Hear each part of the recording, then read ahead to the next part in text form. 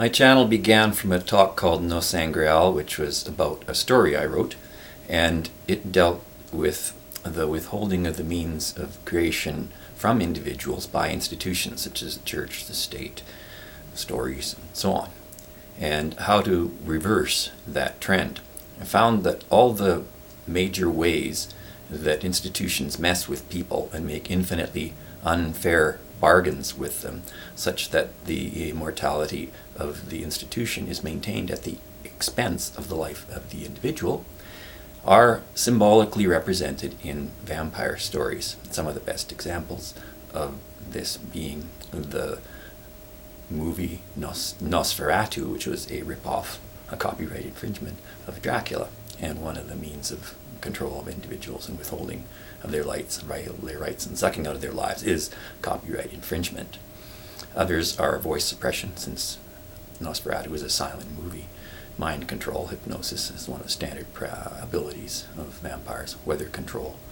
The vampire arrives in a storm, washed ashore on a ship full of corpses.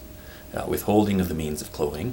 The vampire leaves the corpses unrevived rather than putting life into them, and sucks life out of living people, and does so largely by spreading of physical disease. He also causes mental disorders in the people who wish to emulate him.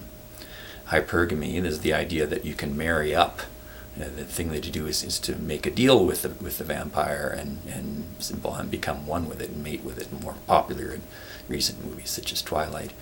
The idea of limited disclosure, shining light on an individual who looks like the vampire, destroying that, rather than so much the vampire itself, and failure to give the breath of life. This is withholding carbon dioxide and water legislatively from people and portraying them as polluters when it's what we need for life. And in the Bible, it's one of the two sources of life for cloning. The other one is the ashes, the remains of a living thing taken up from the ground, which then have life breathed into them.